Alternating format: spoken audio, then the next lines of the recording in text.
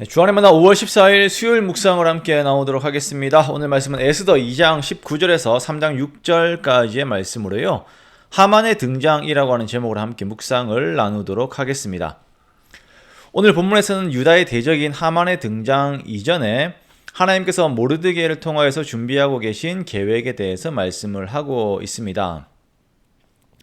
그리스도인들은 자신들의 삶의 주관자가 하나님이 되심을 고백하는 사람들입니다. 즉 그들의 인생을 간섭하시고 이끌어 가시며 결국 선으로 이끄시는 분이 하나님이시다라고 고백하는 사람들이지요. 그래서 그리스도인들은 삶에서 어떠한 일들이 있어도 그 일들을 자의적으로 판단하지 않고 하나님의 시선에서 그들의 삶을 보려고 합니다.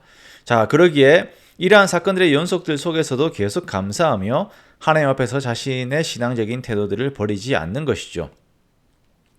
오늘 본문에서는 모르드게에 대한 소개와 그에게 일어나고 있는 사건들을 볼 때에 우리는 이러한 시각을 가지고 이제 볼 필요가 있습니다. 모르드게가 암살에 대한 정보를 접한 것은 하만의 등장 그리고 유다의 구원에 대한 준비 과정인 것입니다.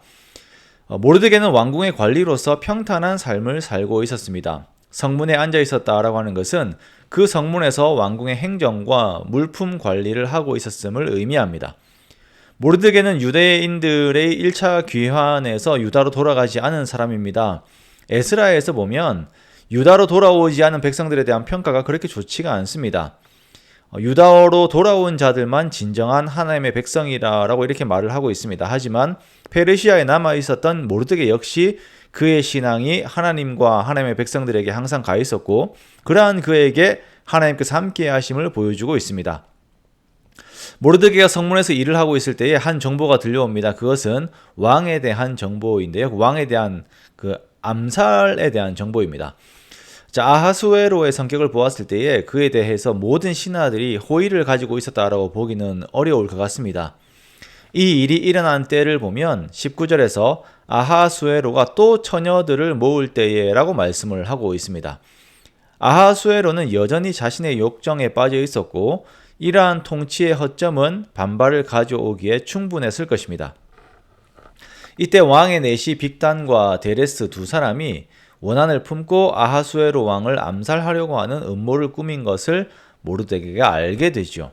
그리고 그것을 에스더에게 알립니다. 또한 에스더는 그것을 모르드게의 이름으로 왕에게 알리게 되며 아하수에로는 두 내시를 나무에 달고 그 일을 궁중 일기에 기록합니다.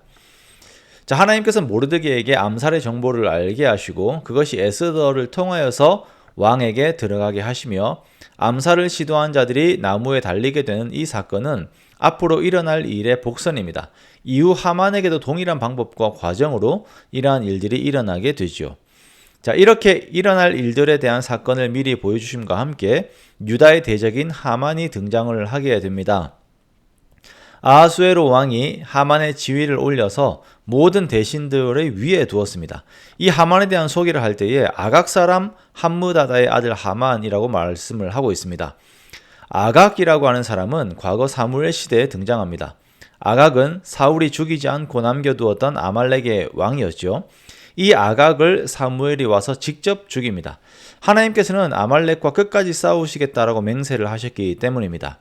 이 아각 사람 하만이 대신들 중에서 높은 자리를 차지를 하게 되자 그가 지나갈 때마다 모든 사람들이 그에게 엎드려서 절합니다. 그런데 여기에서 한 사람 모르드게만이 절을 하지 않아요. 자, 왜 모르드게가 하만에게 절을 하지 않습니까? 그것은 그가 아말렉 사람이었고 하나님께서 아말렉과 대대로 싸우시겠다는 약속을 하셨기 때문입니다. 이 대목을 잘못 해석해서 어떤 사람들은 하나님이 아닌 사람에게 절을 하는 것이 우상숭배라서 절을 하지 않았다라고 하는 사람들도 있는데요. 그렇지 않습니다. 성경에서는 사회적 지위가 높은 사람들에게 절을 하는 것과 같이 경의를 표하는 것이 여러 등장합니다. 자, 모르드게의 이러한 태도는 아말렉과 싸우시는 하나님의 편에 그가 서 있다라고 하는 것을 전제해야 합니다. 자, 그러므로 앞으로 벌어진 이 싸움, 모르드게와 하만의 싸움, 에스더와 하만의 싸움, 유다와 하만의 싸움은 약속하신 하나님과 아말렉의 싸움이 되는 것입니다.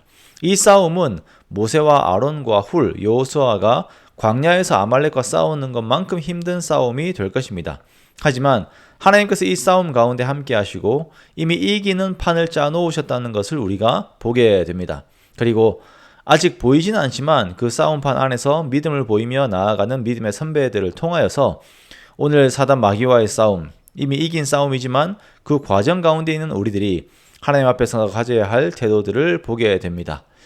우리들의 모든 삶의 과정은 하나님께서 승리를 주시려고 판을 깔아 놓으신 것이다 라는 것을 우리가 알고 하나님을 의지하며 말씀 안에서 믿음의 태도를 보이는 저와 여러분의 복된 오늘 하루가 되시기를 주님의 이름으로 축원합니다.